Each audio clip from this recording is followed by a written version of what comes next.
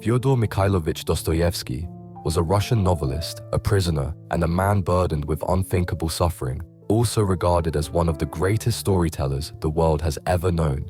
Born in Moscow in 1821, Dostoevsky was introduced to literature at an early age through fairy tales and legends. His first novel, Poor Folk, earned him a place among St. Petersburg's literary elite.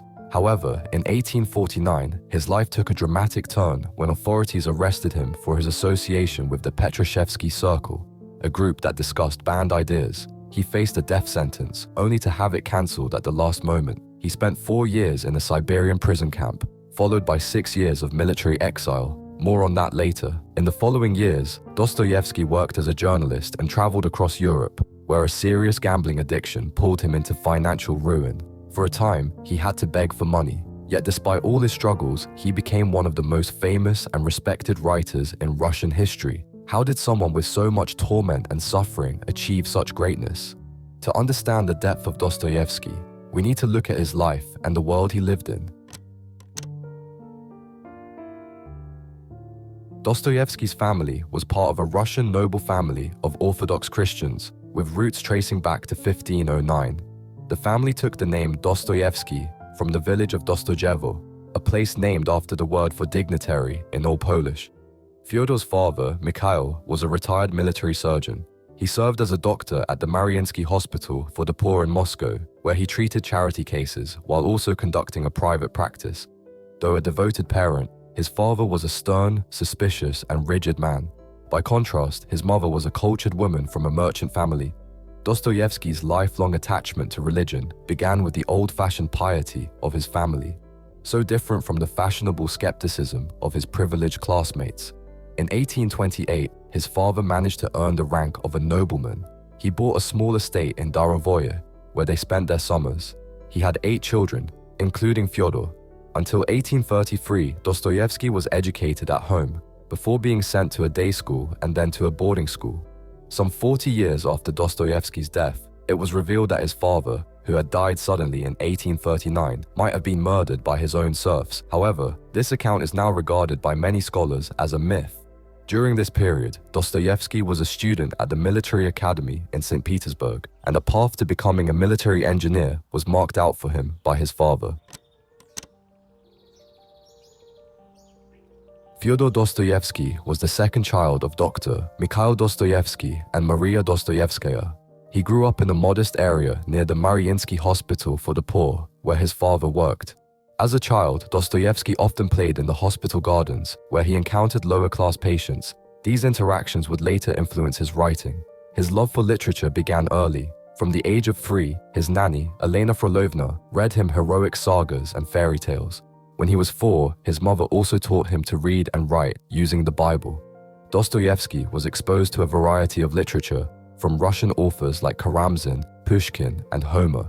He was greatly influenced by the work of Nikolai Gogol. Although his father's approach to education has been described as strict and harsh, Dostoevsky himself reported that his imagination was brought alive by nightly readings by his parents. Some of Dostoevsky's early experiences stayed with him throughout his life, often appearing in his work.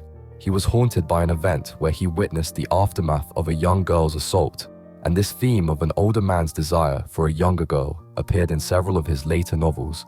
Although he had a delicate physical constitution, his parents described him as hot-headed, stubborn, and cheeky.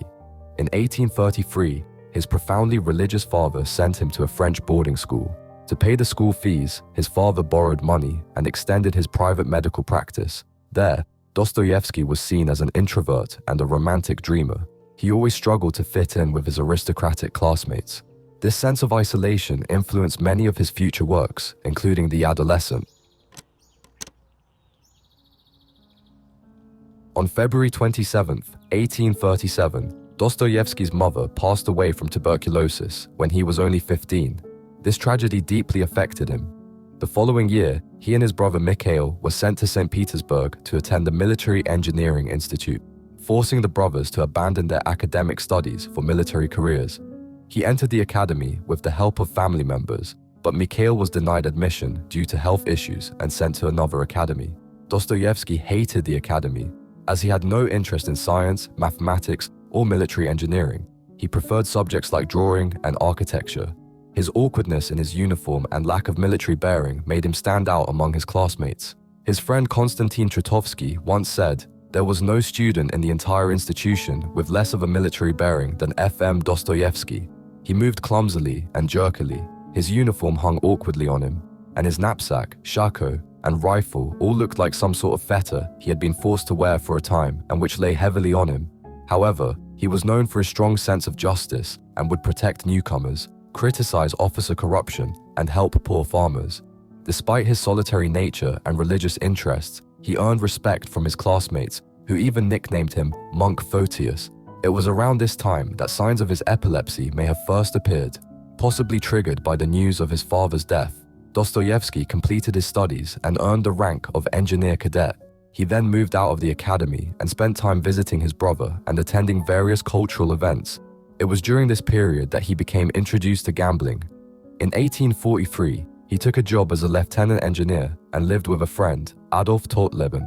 He described him as no less good-natured and no less courteous than his brother, but when not in a good mood, he often looked at everything through dark glasses, became vexed, forgot good manners, and sometimes was carried away to the point of abusiveness and loss of self-awareness. His first major literary work, a translation of Balzac's Eugénie Grandet, was published in 1843, followed by more translations, but none were successful. Struggling financially, he decided to write a novel of his own. Dostoevsky completed his first novel, Poor Folk, in May 1845. His friend took the manuscript to the poet Nikolai Nekrasov, who showed it to the influential literary critic Vissarion Belinsky.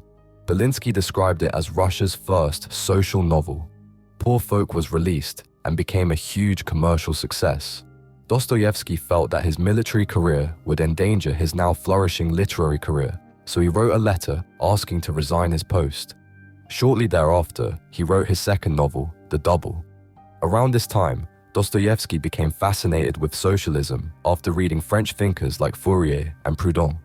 He was drawn to socialism's focus on justice, but his religious beliefs conflicted with the atheism and materialism of the thinkers he encountered. Despite receiving harsh criticism for The Double, Dostoevsky continued writing. From 1846 to 1848, he published several short stories including The Landlady, A Weak Heart, and White Nights. These stories were poorly received, adding to his health problems and financial struggles. However, his situation improved when he became part of the Utopian Socialist Circle, a community that supported him. In 1846, Dostoevsky joined the Petrashevsky Circle, a group initially focused on social reforms like censorship and serfdom. Over time, the group shifted towards secret revolutionary activities, and despite harboring doubts, Dostoevsky participated in their efforts. At the time, he began publishing Natochka Nezvanova, a novel he had been planning for years, but his arrest and subsequent banishment abruptly halted the project. Dostoevsky never attempted to complete it, leaving only a sketch of the novel behind. The members of the Petrashevsky Circle were denounced to the Ministry of Internal Affairs. Dostoevsky was accused of reading works by Belinsky, including the banned letter to Gogol. Dostoevsky defended himself by saying he had read these works merely as a literary monument and not for their political implications. Despite his defense, he and the other members of the group were arrested and held in the heavily guarded Peter and Paul Fortress, home to the most dangerous criminals. The case was discussed for 4 months. As a result, the commission sentenced the circle to death by firing squad. They were split into 3-man groups, and the first group was taken in front of the firing squad. Dostoevsky was the third in the second row. As the first group of prisoners was prepared to face the firing squad, a car arrived with a letter from the Tsar, commuting their sentences to hard labor. He later recounted the experience in his novel, The Idiot, through the character Prince Mishkin, who considers the philosophical and spiritual implications of a last-minute reprieve.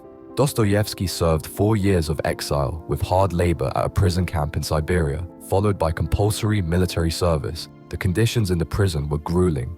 He described his barracks and stated, "In summer, intolerable closeness. In winter, unendurable cold.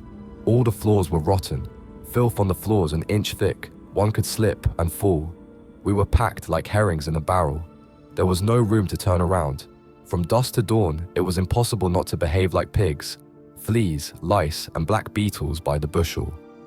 Classified as one of the most dangerous convicts, Dostoevsky had his hands and feet shackled until his release. He was only permitted to read his New Testament Bible. In addition to his seizures, he had hemorrhoids. He lost a lot of weight and was burned by some fever, trembling and feeling too hot or too cold every night. Dostoevsky was occasionally sent to the military hospital where he read newspapers and Dickens novels. He was respected by most of the other prisoners, but Russian nationalism made him unpopular with some Polish political prisoners. After his release in 1854, Dostoevsky sought financial help from his brother and requested books from philosophers like Hegel and Kant. From his experiences in prison, he wrote The House of the Dead, which became the first published novel about Russian prisons. Following his release, Dostoevsky was relocated to Semipalatinsk, where he was assigned to serve in the Siberian Army Corps. He tutored children and made connections with upper-class families, including the Belikovs. During a visit to the Belikovs, there he met Maria Isaeva, eventually falling in love with her. After her husband died, Maria moved with Dostoevsky to Barnaul. He married Maria despite her initial refusal due to his poor financial situation. Their marriage was strained, with Dostoevsky describing their relationship as unhappy, but marked by an enduring love that grew stronger despite their difficulties. They lived mostly apart. In 1859, Dostoevsky was discharged from military service due to his declining health and returned to Russia, where he reconnected with his brother after 10 years. In 1863, Dostoevsky returned to Europe, where he met his second love, Polina Suslova, and lost much of his money gambling in Wiesbaden and Baden-Baden. During this time, his wife Maria and brother Mikhail died, leaving Dostoevsky to care for his stepson and support his brother's family. The failure of his magazine deepened his financial struggles, although the continued support of relatives and friends prevented bankruptcy. The first two parts of Crime and Punishment were published in the Russian Messenger, attracting new subscribers. Dostoevsky promised his editor to complete The Gambler. However, he had not started writing it and recruited the help of a stenographer, Anna Grigorievna, who helped him complete the novel in just 26 days. Dostoevsky married Anna, despite their mounting debts. He began The Idiot shortly after and completed the first 100 pages in just a few weeks. The couple traveled to Geneva, where their first child, Sofia, was born. Tragically, Sofia died of pneumonia just 3 months later, which devastated Dostoevsky. Anna recalled how he wept and sobbed like a woman in despair. After Sofia's death, Dostoevsky and Anna traveled through Europe, living in places like Vevey, Milan, and Florence. In 1869, he completed The Idiot and began writing Demons after hearing of a socialist revolutionary's murder. Fearing customs, he burned several manuscripts during a trip to Berlin. The couple finally returned to St. Petersburg in July 1871, marking the end of a honeymoon that lasted over 4 years. After returning to Russia, Dostoevsky and his family faced financial struggles, forcing them to sell their possessions and use his copyrights as collateral to manage debts. Shortly after, their son Fyodor was born, and they moved to a new apartment. In early 1872, they stayed in Staraya Russa, where work on Demons was delayed due to the death of Anna's sister and her own health issues. The novel was eventually completed and sold around 3,000 copies. Dostoevsky's health worsened, and he consulted doctors in Ems, where he began writing The Adolescent. Anna suggested another visit to the doctor to improve Dostoevsky's health, but he refused.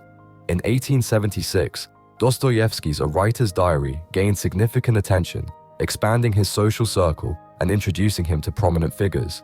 However, his health continued to decline, and he suffered several epileptic seizures. Despite this, Dostoevsky was honored with accolades and made his final visit to Ems, where he was diagnosed with pulmonary emphysema. Dostoevsky's works of fiction include 16 novels and novellas, 16 short stories, and 5 translations. In English, many of his novels and stories have different titles. The novel Crime and Punishment has received both critical and popular acclaim.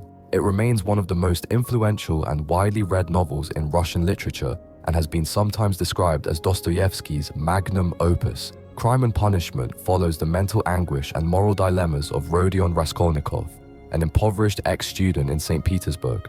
As he faces overwhelming financial and personal hardships, he becomes consumed by a complex set of philosophical ideas, particularly regarding morality and the concept of extraordinary individuals. The novel digs deeply into themes of guilt, redemption, and the human psyche, examining how one individual's actions can ripple through both their inner world and the external society. The Encyclopedia Britannica describes Crime and Punishment as a masterpiece and one of the finest studies of the psychopathology of guilt written in any language. Dostoevsky is widely considered one of the greatest novelists in Russian literature.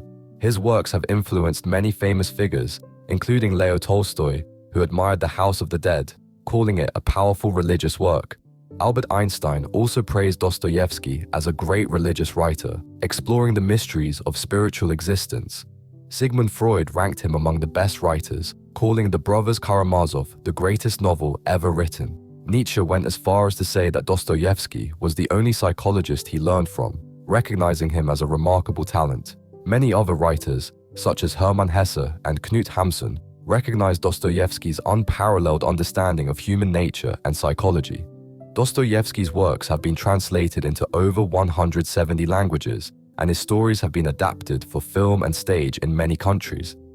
After the Russian Revolution in 1917, parts of his novels were sometimes censored, especially Demons and Diary of a Writer, which was seen as both anti-capitalist and anti-communist. Despite this, Dostoevsky's influence remained strong, and even Stalin was said to have read The Brothers Karamazov several times. Dostoevsky's impact extends to cultural movements like surrealism, existentialism, and the Beats, as well as to Russian symbolism and psychoanalysis. He continues to inspire writers and artists today, showing how deeply his exploration of the human condition resonates across generations. On the 6th of February, 1881, Dostoevsky suffered a fatal pulmonary hemorrhage following a police search in his neighborhood. However, Anna insisted that the search did not trigger the hemorrhage, but it occurred after Dostoevsky had been looking for a dropped pen holder. After another hemorrhage, doctors were called, but they gave a poor prognosis, and the third hemorrhage followed soon after.